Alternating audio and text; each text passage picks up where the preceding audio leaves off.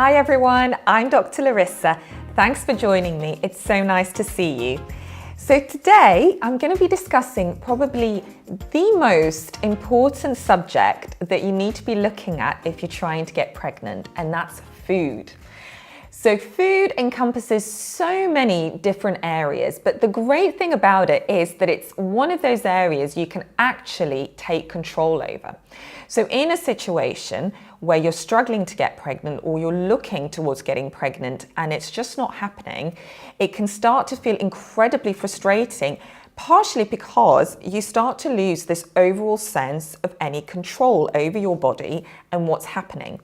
But when you pay attention to what you eat and monitor that on a regular basis, what happens is that you start to feel more empowered and you start to feel a lot more positive about things you can constructively do to help you to get to where you want to be. This is a really, really big subject, but because it is so important, I want to make sure I cover absolutely everything you need to know when you're on this quest to get pregnant.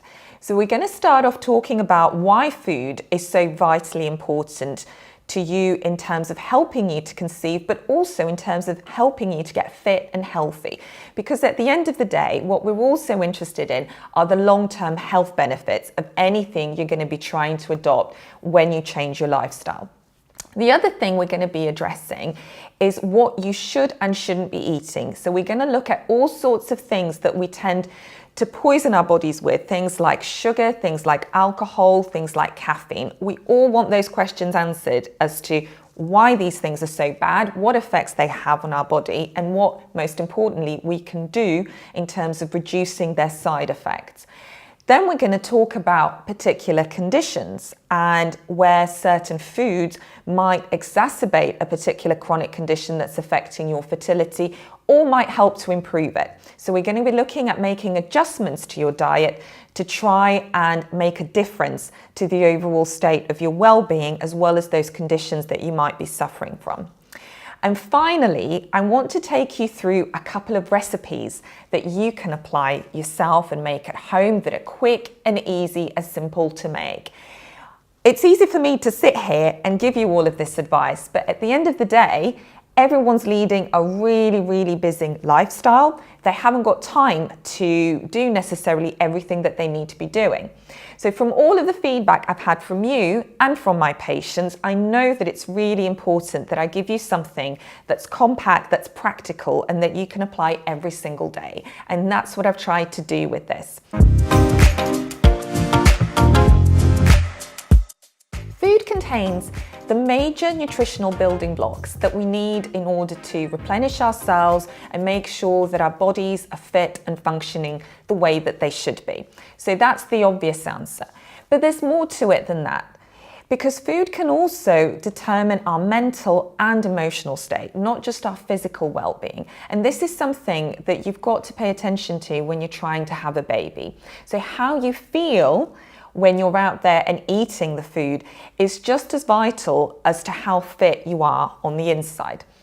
Food, when you're eating the right sorts of things, can help to lift you, can help to improve concentration, can help your sleep, can help you to lose weight. You can really use it to your greatest advantage. But when you're not eating the right things, the trouble is that your mood starts to get low. You start to get into a depressed state where you're putting on weight. It becomes a bit of a vicious circle where you're not sleeping well, you don't feel good about your body, you don't feel good about yourself, and you start to lose all sense of hope. So what I want you to do with this is to recognize if that's happening to you, and to know and understand that you can do some really basic important things to help you overhaul all of that and change everything about how you're feeling, not just about yourself, but your entire situation and prospect of having a baby. So what makes a good diet? Well, there's a couple of key constituents that you need to be looking at. These are your main food groups.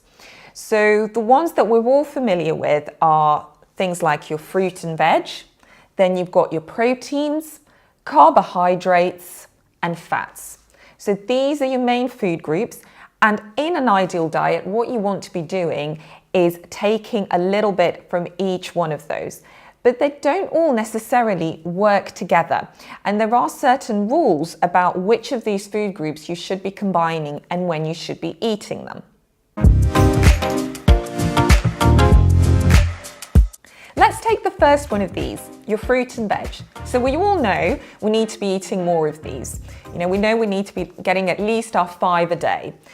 But how do we do this? And one of the things that's really important to consider when you're getting your fruit and veg is where it's come from, how it's been sourced, how it's been produced. As a general rule of thumb, if the shelf life of anything is far too long, or if it's traveled a long distance to get to us, you've got to ask yourself the question of how it's been made to do that. And almost inevitably, there will be certain components or ingredients that have been added in order to make it that way. The trouble is, when you eat that food, you also absorb all of those ingredients. So what I'd advise you to do as a first rule is to buy fruit and veg that's within season. Make sure that it's, if you can, being locally grown and sourced, and also try and buy organic where you can. This is one of the food groups where if you can afford it and that little bit more of an investment, it is worth trying to spend it on the fruit and veg. And that's because fruit and veg is quite commonly treated with chemicals like pesticides. And again, if you're consuming it, chances are those pesticides are getting into your bloodstream and causing havoc. When should you be looking to eat the fruit and veg within your day? So with vegetables, actually doesn't really matter when you eat them. You can have them even for breakfast if you want, but for most people, lunch and dinner are usually the best times. But with fruit, I normally advise you to have that first thing in the morning. And that's because fruit is very easily digested. It doesn't take long to get through our gastrointestinal tract. So that means that if you go on and have brunch or lunch later, you can start to add to that and your GI tract would have already been cleared out before. Plus, you're getting yourself a decent dose of nutritional value first thing in the morning, whether you have it in the form of a smoothie or whether you eat the fruit just in its raw, natural state. The exciting thing is that I've got loads of great recipe ideas and tips that I really want to share with you about smoothies that you can make that combine fruit and vegetables together for the morning. So this is a really good way to make something for breakfast that you can pre-prepare in advance if you want to, that's quick and easy as you're rushing through that door, but that will give you your nutritional boost of goodness that's just so important. And you can find these by clicking on the nutrition section of my website. Next, we'll move on to protein, and protein is really important to have in your diet. So if you eat meat, this is going to be the main bulk of your protein really, but if you're vegetarian or vegan, then you're looking at other alternatives to meat like tofu, for example, or chickpeas. Why is protein important? Well, it's because it helps to build our very cells, including our muscle and including our hormones that regulate our fertility. So very important that you have some of this in your diet. You can have protein either at lunchtime or better still at dinner time. You want to make sure that protein forms the main bulk of what you're eating as the last meal of the day. If you're a meat eater, another good tip is to try and go organic here if you can. And that's again because animals are treated with hormones and also with antibiotics that can filter into our system and can start to affect our own microflora, or the good bacteria that we have in our GI tract that helps us to process food and to gain the greatest nutritional value from this, so to absorb all the minerals and all of the vitamins. So I'd say if you can afford it again and you can make that extra bit of investment, try and invest with your meat as much as the fruit and veg where you're going organic. Next, we move on to the carbs. So this is the one area that tends to get a lot of negative attention. And, most diets, if you look at them, tend to cut this really important food group out. But I actually personally feel that that's entirely wrong, because to be healthy, you need a decent source of carbs within your diet. So carbs contain glucose, And glucose is what gives us the energy that we need in order to burn fat more effectively, but also in terms of lifting our mood and making sure that we have a healthy metabolism that's functioning at the right speed, the way that it needs to be. But not all carbs are created equal, and this is where the misperceptions start to abound. Okay, so the simple carbs, these are your refined sugars that are contained within biscuits and sweet treats and cakes. So all the stuff that it's really tempting to tuck into when you're not watching what you're eating. However, this is the really bad stuff. Why is it bad? Why does it have this negative press around it? Well, it's because the kind of glucose that this contains is the sort that actually imbalances your blood insulin levels at a very fast rate. Part of the reason why it does that is because it's had all of its fiber stripped off it, and fiber is what allows us to digest the sugar a lot slower, which is generally a lot better for you. But when then all of that is taken away, what happens is that the sugar literally hits, and we get this rush of insulin that starts to occur. And guess what? When the insulin strikes, you start to deposit fat. And fat storage is encouraged mainly around the tummy area.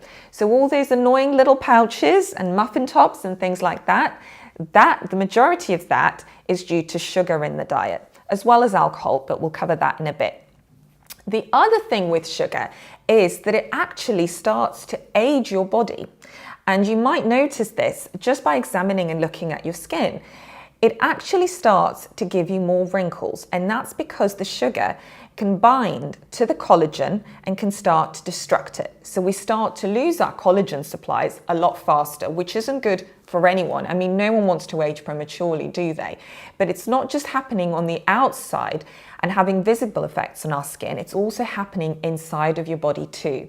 And a final point about why sugar is really bad for you, in case you haven't got the message across, is that it actually effectively leaches vitamins and minerals from your body system, plus upsets the microflora within our GI tract. So it's really bad in terms of processing food. And in actual fact, it means that we don't get all of the nutritional value that we should be getting if we eat too much sugar. It interferes with our ability to be able to process the vitamins and minerals from the other good foods that we should be having. So in effect, it kind of starts to negate the good things that we're eating.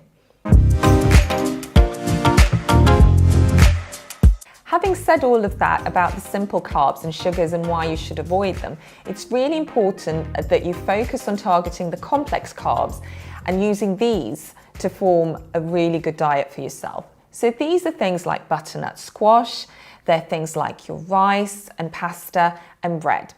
But even amongst these complex carbs, which release sugar at a much slower rate and a much slower pace, so are generally better for you, you want to be focusing on the whole grain carbs. So whole grain carbs contain the fiber that you need, which help us to absorb vitamins and minerals from all of the other food groups that we're having, but also mean that the sugar, which is contained within the complex carbs, is slower absorbed and digested, meaning that it doesn't lead to big fluctuations and swings in your insulin, and therefore it doesn't make you store fat as much as the simple sugars or simple carbs. The things you want to be having here are brown rice, whole wheat pasta, and whole grain bread. So these are really good examples of things that you can have in your diet, which are good, simple, and effective, and contain all of the good carbs that you need to raise your energy levels. And the final big food group are the fats. So again, much like the carbs, they tend to get a lot of negative attention.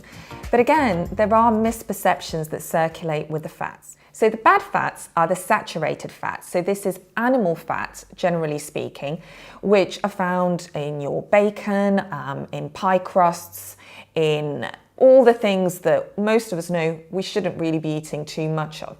But the good fats, which are found in oily fish, in nuts and seeds and avocados, are really, really important to a diet. And that's because they actually help us to burn fat much more efficiently. But in addition to that, they help us to process minerals and vitamins a lot more effectively, again from the other food groups, like we mentioned with some of the carbs. So really important that you do include fats in your diet. And the other reason why you should be looking to do this is that they actually help to reduce our sugar cravings. So by eating a handful of nuts and seeds, for example, that will help to make and keep us fuller for longer and help us to avoid the sugar craving that we might get to reach out for a chocolate bar, for example. So bear that in mind and make sure you do incorporate the fats into your diet. The other reason why the good fats are really good for you is because they help to reduce any sugar cravings we might have. So anytime you're tempted to reach for that chocolate bar, reach instead for a handful of nuts and seeds.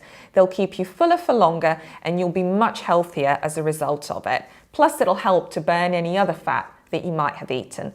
So really important take-home message here is do incorporate the good fats into your diet. They are absolutely vital to your health.